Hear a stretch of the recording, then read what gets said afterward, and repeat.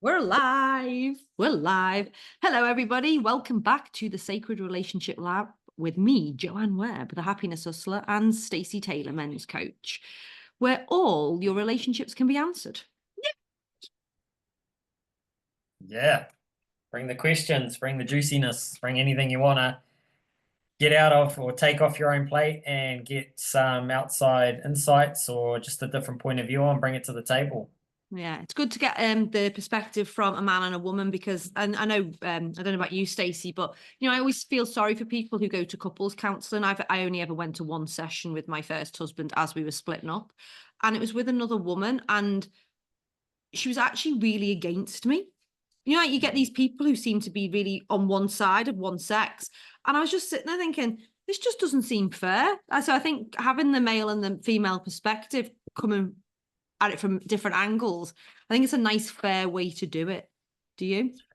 Yeah, I do. And I think too, sometimes people that have gone into these roles, they haven't experienced any of the shit that they're actually dealing with, like not that we've experienced it all, but we've actually experienced relationships, breakdowns, breakthroughs, heartache, heartbreak, all of it. So, we come with a different point of view. And I think it is important to be able to get a male point of view and a female point of view because we think differently, we move differently in the world. So, you can share that insights, but then it may give the insight of, oh, that's what my husband's experiencing. I didn't think about that, or that's what my wife's experiencing when that happens. So it's very powerful. And I don't know about you, but actually, a majority of the things that I coach people on are things that I've lived through myself. Very seldom do I come across a situation where I think, oh, I don't have any experience at all with that. Very seldom.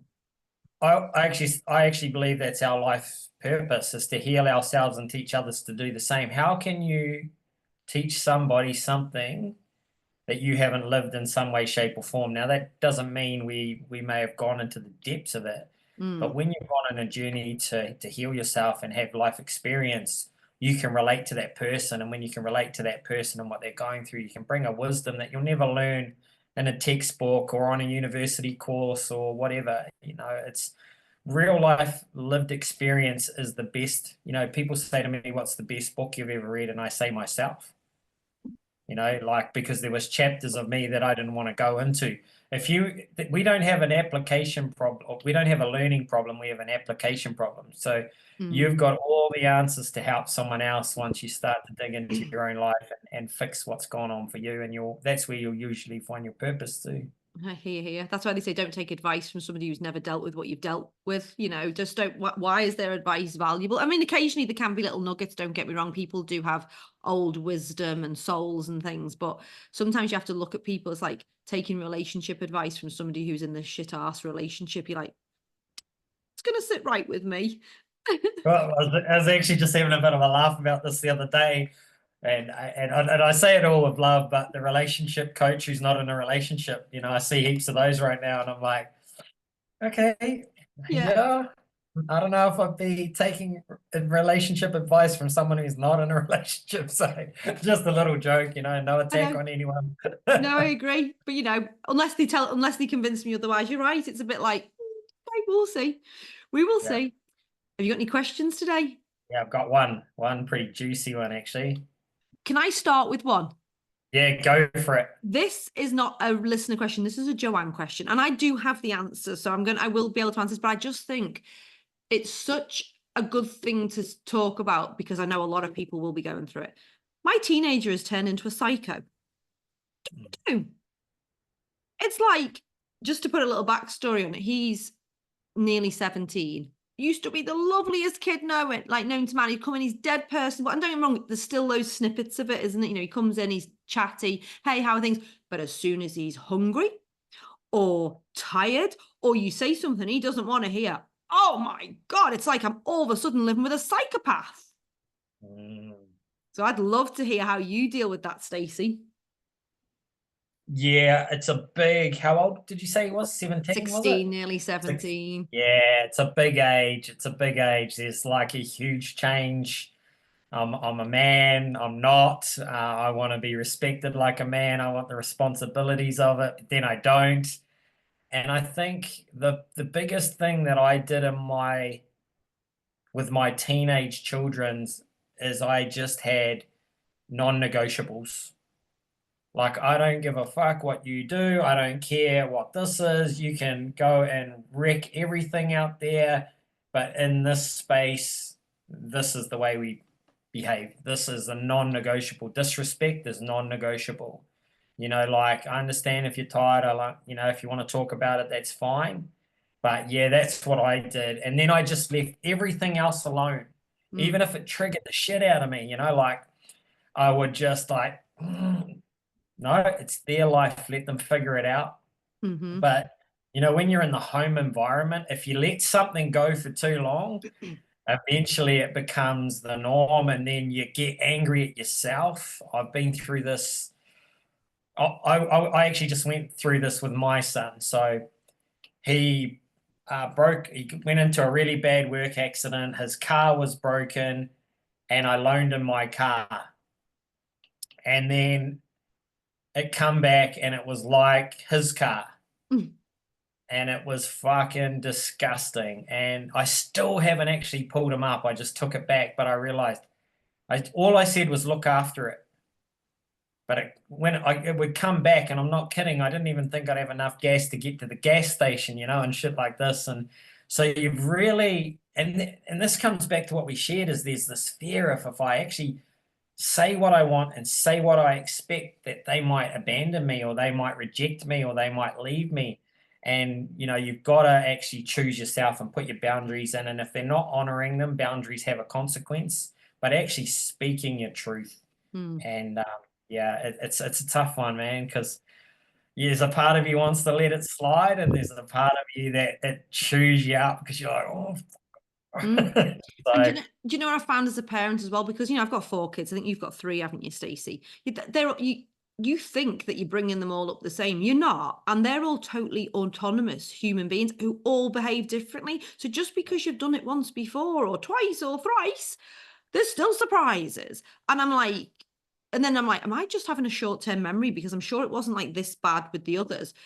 But what I mean bad is, like, we have so many good moments, but there's just this wave that is so different and it comes on from nowhere and you're like, whoa. But you're absolutely right. It's about having extremely firm boundaries. And that's exactly what I'm doing. I'm keeping my boundaries firm. I'm like, I'm not taking any of your crap, mate. And I also having that understanding about teenage. I know I can totally see it now. It's like his brain has just totally gone whoomp. All of that rewiring is happening. It's, I can see the pressure on his body. He goes out and works full time. He's got all these amazing things. He'd made himself a pasta salad last night. And I'm like, when they're behaving so horrendously, I think it's a really good thing to look for the joyous things that they still do, because I think a lot of parents get caught up in the vileness, but they're really not even being vile. They're actually just they cannot regulate their emotions. Yeah. Most adults cannot, yet we expect children to, and we expect them to be respectful and not blow a gasket. It's a huge expectation to have on anybody, to be honest with you. So it's like, I am keeping my boundaries firm. I'm keeping my vibration high. I'm dealing with it fine, but it still surprised me, even though I'm a pretty experienced mum. So I was a bit like, I'm going to talk about this today, because there must be other people out there who are looking at their teenagers going, who the hell are you and what just happened? And another big thing I've really noticed is, a lot of these teenagers are under so much pressure with the social media and their nervous systems, and a lot of their traumas being activated through what they're seeing and what they're experiencing. But, their nervous system is in the red all the time. They're in sympathetic from the minute they wake up, because they start scrolling, then they go to work, then they come, any break they have, they're scrolling. So their mind's taking in all of this information and trying to figure out, what do I do with that? Do I put it in the long term, the short term? Is that a threat? Is this a threat? And so by the time they get to the evening and they've had the accelerator on fucking full blast all day, there's going to be a point where they're going to have to release that pressure, and it could be an explosion of anger or frustration or the shittiness or that. because they're not actually their body isn't getting any time to down regulate and to just rest and recover. You know, people now don't allow themselves to be bored. And so the minute you pick up the phone and you're scrolling, now what we're teaching is a pattern of multitasking. And so now I can't keep attention. Now I can't keep focus. Now I'm frustrated. And so, you know, one of the things we did is no phones at the table, go and eat out on the deck, together. And, you pull them into it and they come kicking and screaming. But once they're actually in it and they're away from it and they start talking and laughing and sharing their day, they enjoy it. So just realize that they're under a lot of pressure. Yeah. And get creative and boundaries, and that's all you can really do. And you've got to enforce those boundaries. It's fucking something I'm still working on mastering, but you've got to enforce the boundaries, and there has to be a clear consequence, because if there's not, it's not a boundary. It's just something you've said, and I just walk all over it. Yeah, no, all amazing points, and you're absolutely right. They are absolutely on high alert. And then I always call it like they're just in constant trauma, aren't they? They're just in constant trauma from that fight flight. And it's funny you should say that, because like I've got a stepson as well. And if he plays video games, he comes out of his room and he's like a zombie. Like dark zombie. You can't communicate with him. Like he literally, it's like a totally different person. When he goes out, plays golf, comes in dead chirpy. And and the same with my son, I look at him and he's a real keen fisherman, gets on the kayak, gets on the little tinny, goes out fishing. If he goes out for a day of fishing, he's an absolute joy to be around. This is the key. Like you can see what human beings thrive in, and you can see what they don't. And things like these video games, they're part of our reality now, but they suck the soul, right? They suck the soul. They alter the brain. They change the chemical responses. And the crazy thing that I learned on my studies is that those video games that most young teenagers, and even the amount of men that play video games for hours on end, your mind, your brain cannot decipher between you're killing someone on the screen or you're killing someone in real life, and it is releasing the same level of chemical response. And that's a darkness that can come over you. And if you're not taking some time out, like I'm not against anything, video games are great, but go outside and get some time in nature, go for some fishing, go for a walk, do some breathing, hop in a cold ice bath, do something to take the accelerator off and come back to feeling your body. I agree. There's so many clues, isn't there? And then, like as you say, if you can have those times with your teenagers without devices, maybe even try and get them out in nature at time, you definitely reap the rewards. It's almost a must.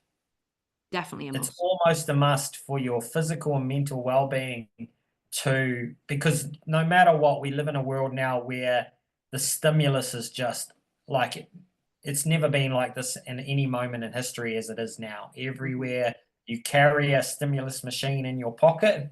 The minute you're bored, you're lonely, you're whatever, you pull it out, so we're always taking in stimulus. So the active recovery has to be a conscious process now, whether that's you go for a bit of a fish or a walk or a swim and leave the phone behind so that you can down regulate and just give yourself some space to let the body catch up to all of the information and stress that it's under.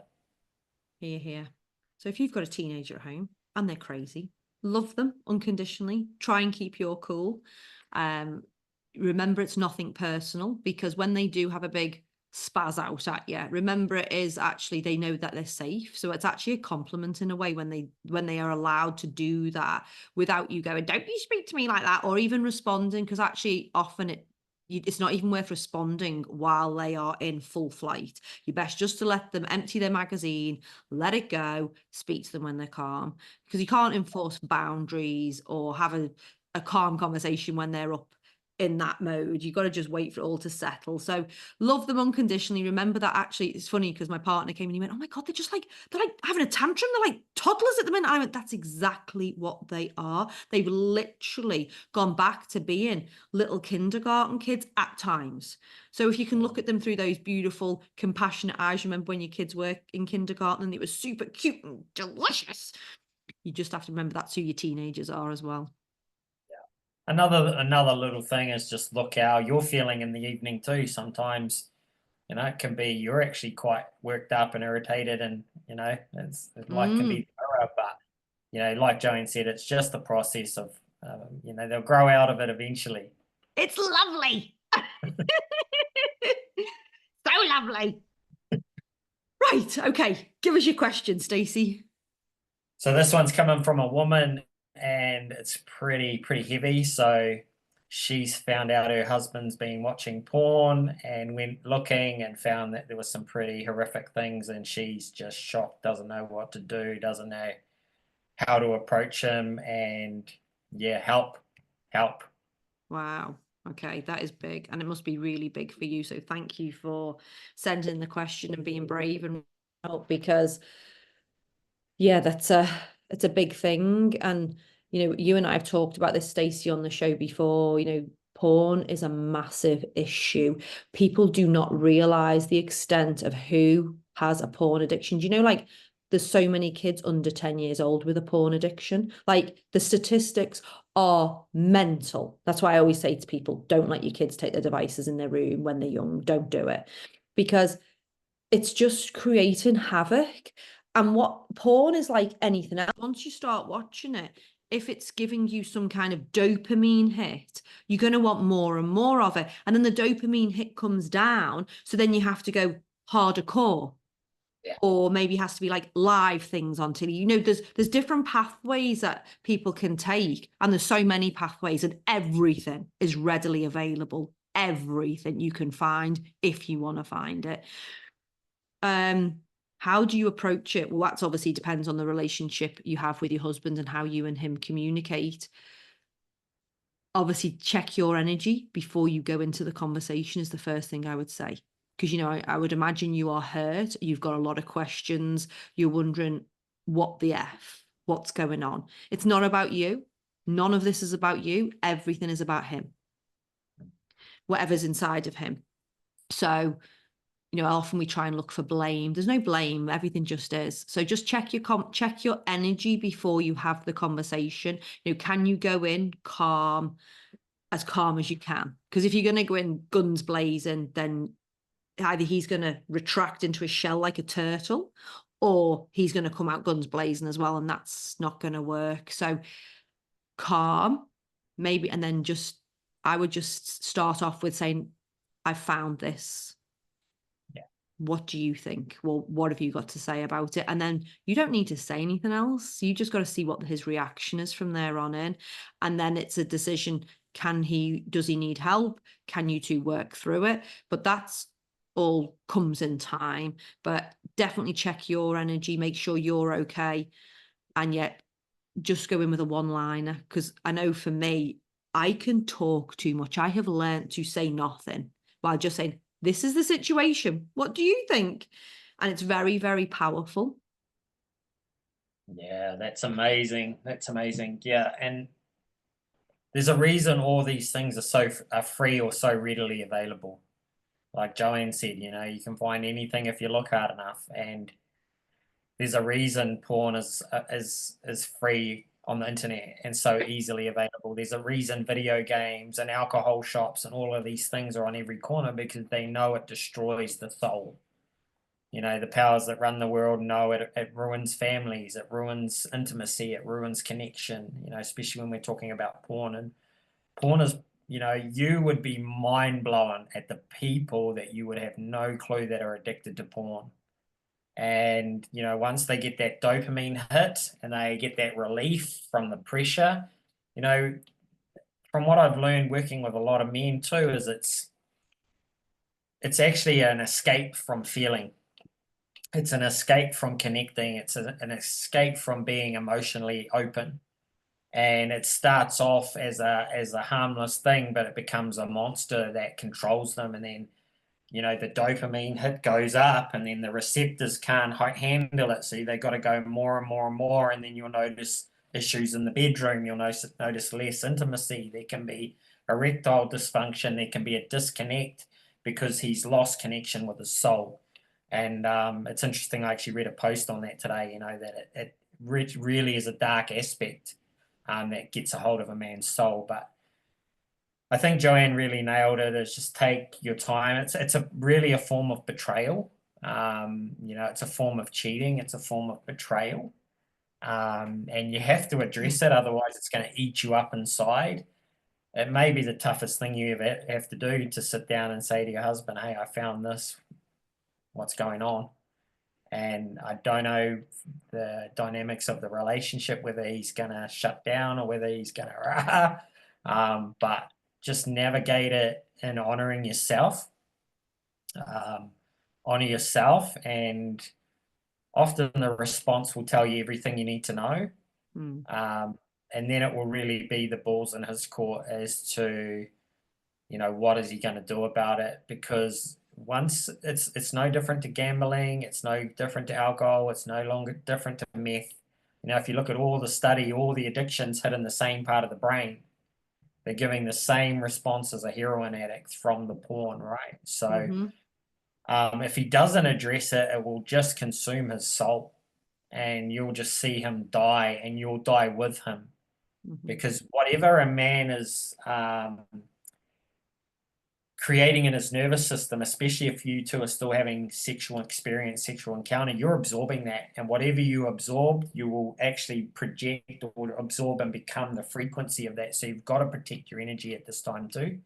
And maybe just step back from the bedroom, step back from sexual experience until you can find some resolution and safety and that. But yeah, there's never going to be an easy way. Just make a plan to have a chat and drop the bomb. Like I say, it may be the hardest thing you ever have to do. Yeah, and if you do, and then you've got more questions afterwards, please come back, because obviously the reaction and how that goes will then probably lead to more questions and queries, I would imagine. And I don't know the state of your relationship. If you think you've got an amazing relationship and this has come as a huge shock, well, hopefully there is a way to work through it. And if he knows that you're going to support him, there's magic that can happen, but he's ultimately got to want to get the help himself, because people will only change when they want to.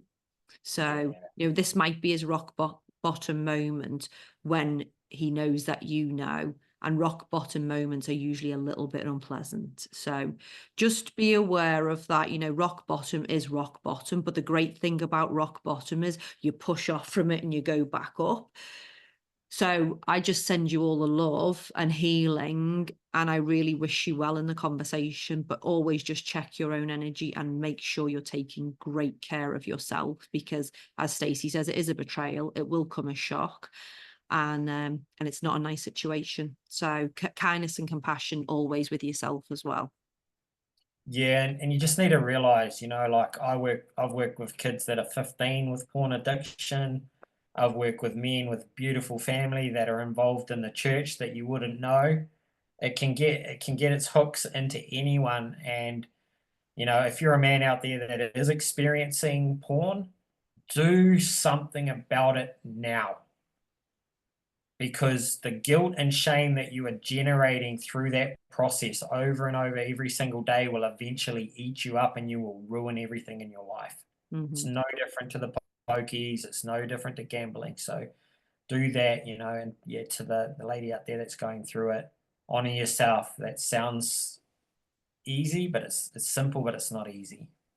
No, great question though, and thank you for sharing it with us, because you will not be the only one. I know, as Stacey's worked with this, I've worked with this. You're not alone. So thank you for sharing the question, because this will resonate with people. So thank you. Whoo, that was a big one. I've got one more. Okay. I keep going back to my ex. How can I stop? And why do I keep going back? This is from a woman, by the way. Yeah, it doesn't really matter. But equally, do you know what? I will just say this out loud, even though this question has not been posed by a man. I know many men who are in exactly this situation also, who just haven't actually formally asked the question. So there we go. It could go either way. Yeah, and the truth is, most unconscious relationships are a form of codependency, right? So there'll be a part of you, I call it your conscience, and every culture since the dawn of time has said your conscience is the authentic voice of God guiding you on your journey of life. And your conscience will be saying, this is what you should do. And the minute you think about doing it, the ego will come in and there'll be a codependent aspect of you that wants to run back to there because the familiar is safe. It sucks. It might suck, and often it can suck in a way that, you know, but there'll be a part of you that's addicted chemically, mentally, and emotionally to the pain. There'll be a part of you that's afraid of being alone. You're more afraid of being alone in the unknown. So you stay in something that hurts you. You hold on to something that hurts you. So think about it. The minute I have the separation, like you said, I pull away from him, but I keep going back. That builds the pressure. The pressure creates the friction creates the heat. I go back, I get the payoff. Now the payoff is I get to beat myself up because I'm addicted to feeling like shit because I keep going back. And it's a trauma response, it's a codependency response, but basically you're trying to get something that you got in the beginning of the relationship that you never got from one of your parents growing up. Mm-hmm.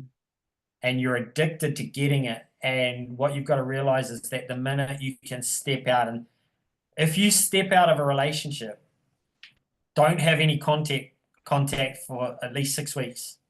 Because the minute you have a text, the minute you have a phone call, you're already being pulled back in and you will go back there and you'll go back through the loop.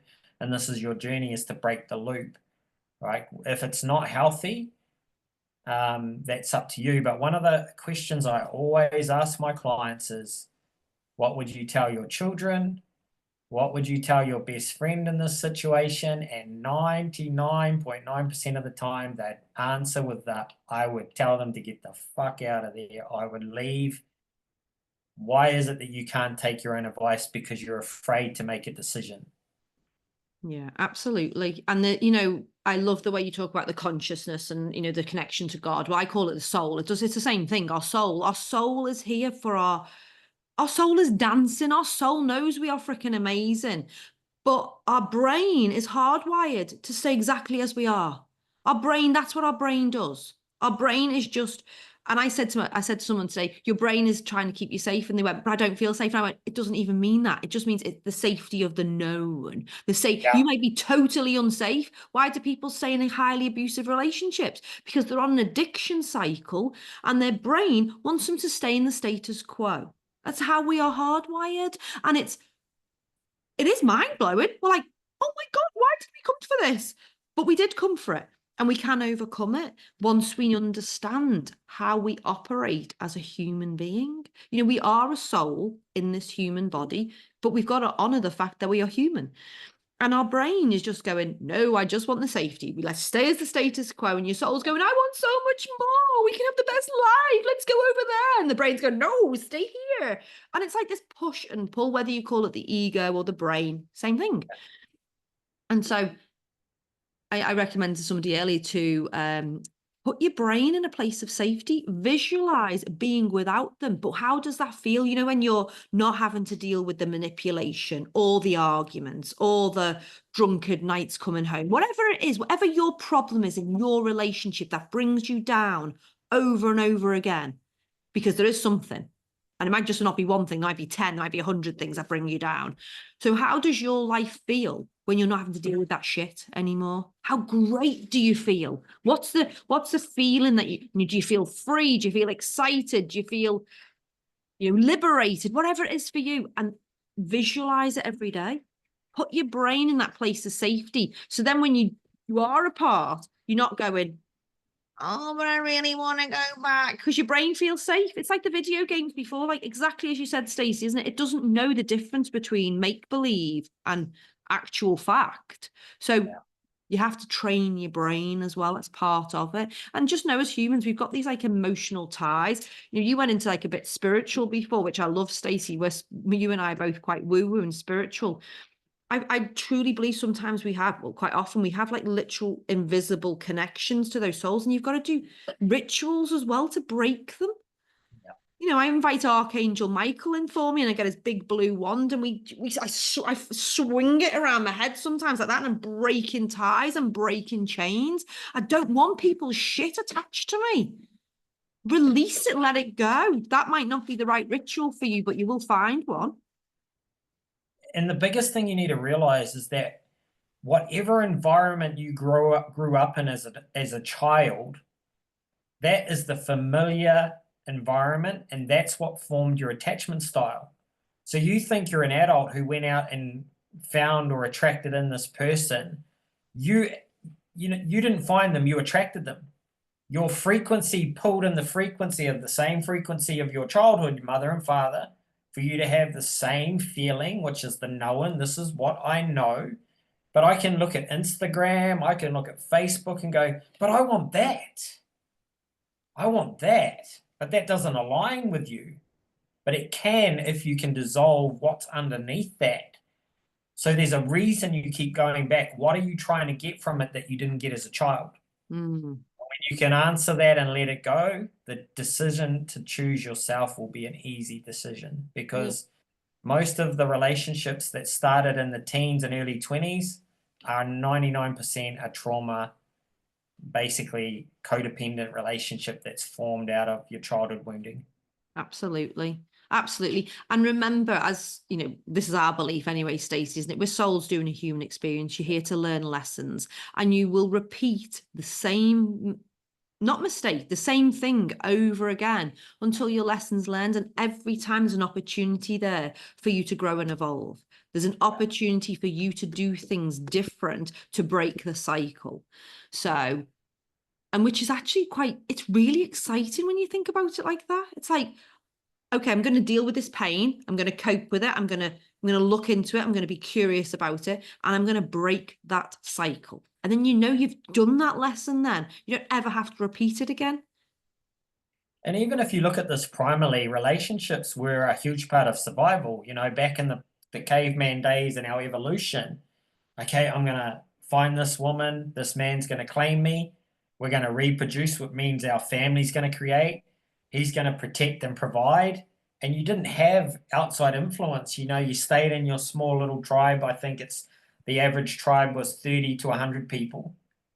Now you can go on the internet and see thousands of people, and and you're around all these different people, but we're still very primal. So there's a part of you that's going back because, well, fuck, what if I don't find another man? What if another man doesn't claim me? But therein lies the trap, because while you stay in that, you don't allow any space. And sometimes healing is just, I am no longer available for this, and I choose myself. Beautiful. That can release the energy of what's underneath it. And when you release the energy and see and honor yourself, you stop rejecting, betraying, or abandoning yourself. Let that weight of that go. Because think of the heaviness of going back to a relationship that what's there and you don't want it, but you keep choosing it. As soon as you let go of that weight, you change your frequency. And then the frequency of, what you'll attract the next time will be different. But we have to have a little bit of trust on that journey too. Here. And the more you get to know yourself, and the more you fall madly and passionately in love with yourself and date yourself and treat yourself like a god or goddess, the more likely you are to have very, very healthy relationships. So, because the more you value you and honor you and have self-esteem and self-confidence, well, then you're vibrating at a different vibration. So that's what you'll be welcoming in. Somebody else who feels like that about themselves and who will honor you in the same way. So that's why this self-work is so good, isn't it? It is. And one other little thing I'll just share on it is we've been taught from children that our thoughts and needs don't matter. Like when your thoughts and needs are dismissed and invalidated as a child, as you become an adult, you dismiss and invalidate your own thoughts. And so you stay in things that for far too long that hurt you because you can't trust your own thoughts and feelings. Trusting your own thoughts and feelings is going, right now, I know every part of me needs to leave this and stay out of this, and I'm going to face the pain and I'm going to deal with whatever comes up and I'm going to grieve it. And I might cry on the couch and not be able to go to work. And I want to go back, but that's the journey to liberation. And once you're free, you'll have a relationships that's free. And you know what I've always done as well with people when I've been working with people, and if they've had to go through a relationship split up, if that's where they're going, whether I've worked with couples or individuals, when they've wanted to text that other person, I've said, just text me instead. You know, maybe have a friend that you send the messages to, or write the message and then put them in draft or delete them, you know, because sometimes we do want to pour it out and we want to do these things and we get these urges. Well, that's okay. We're human. That's fine. But maybe have like a go-to friend who you send the text messages to, so you just don't have any contact. Because as you said 6 weeks. I still think it probably takes a bit longer than that. And it depends where you are. If you've got children, if you've got finances, if you've got a home together, I get you may have to communicate about that kind of stuff. But if you don't have to deal with it, try and have no contact for as long as possible. Just to let both of you do a bit of grieving and healing, it's honourable on both parts. Yeah, that's a big thing. The healing process of a broken relationship, the grieving process is the same as if someone died. It's the same, especially if it's been a long-term relationship. You maybe have children, a house, a life, all these friend groups and stuff. It can be the same, and it can take a year or two for you to heal that, so but the more you keep going, once we keep going back and we know we're choosing, and so now you can't actually blame that other person because you know what you're doing to yourself. And I don't know how your relationship history's been, Stacey, but I do know it's hard to leave somebody that you still have feelings for. A lot of relationships, at some point, one person has no feelings for the other person. It fizzles out totally within the relationship, within the marriage, whatever it is. And by the end of it, and I'd say mostly with women that this happens, often they grieve the relationship in the relationship. So when they say, I'm done, they're done. They've literally begged, pleaded, tried everything. Yeah. I might be generalization, but this is what I've seen. And then they go and they kind of leave okay because they've done the grieving. But when you're in that relationship and you've still got that like emotional attachment, I think that's one of the hardest things to leave. But it's in self-honor that why we do. When we leave, when we still love somebody and we think that there is a potential there, that bloody word potential, it's self-honoring, and it's the biggest form of self-honor we can do. Yeah, you're right. I see it with some of the women I follow. You'll see them leave a relationship and they're literally a different woman. The next time they show up in a video, they're like glowing and thriving. It's like, what the fuck? Like, are you they had a glow up. I'm like, are you the same person? Like, I broke up with them a month ago and I show up on this video. I'm like, fuck, that's not the same woman, but you're right, because they've grieved it in the relationship and now they've let it go.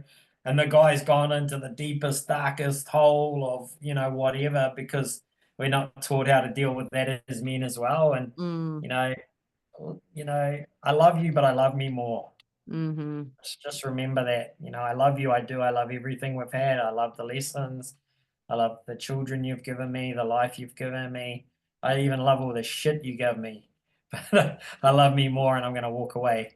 Yeah, and another good thing, like a really practical thing, because we work on all aspects, human, spiritual, science. Another really good thing is to write all the reasons down why you shouldn't be together, because there gets points when you have separated in a relationship and you start to only have the rose-tinted spectacles on again.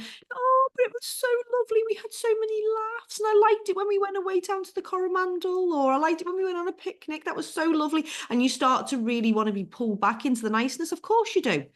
But there's a whole goddamn list of why you should not be together. So keep that list and have it very, very prominent somewhere so you can keep checking on it. Because sometimes our brains go into brain fart mode and we go, oh, but I'm just like this mushy thing and maybe I'm in the wrong. No. Yeah. And if if you take time apart and you heal and you come back together, well, power to you.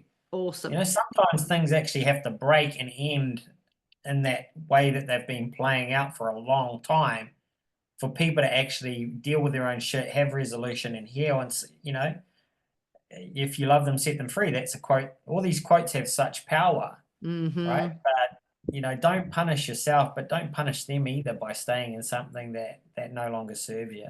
Yeah. Whew. Well, that's been a bit of a ride today, hasn't it, Stacey? Yeah. Some good questions, a lot of bravery. So I know. Parenting, porn, and breakups. Yeah. That's the title for this show. I'll write it down quick before I forget. Yeah. But like we say, if you've asked a question and you've gone and taken or used some of it and you're still struggling, come back, ask another question, or share some wins, share some insights. We'd love to hear how it maybe helped you or what you got from it. And even share what you'd like us to speak more on around, relationships. If there's a topic or a subject that you want to open up or have expanded, just drop that in as well. Yeah, we'd love to hear from you. And if you, as we said last week, if you're brave enough to come on, you're more than welcome to join us and talk through. You can have free coaching. We'd love that. But I don't know if I can understand intimate relationships might be a little bit dodgy to come on, but you could both come on if you wanted and talk about it. But we can talk about relationships in any aspect: money, careers, children, intimate partners, parents. We're in a relationship with everything. So we love your questions coming in. Thanks everyone for the questions and for watching. Yeah, we'll be here next week. See you guys.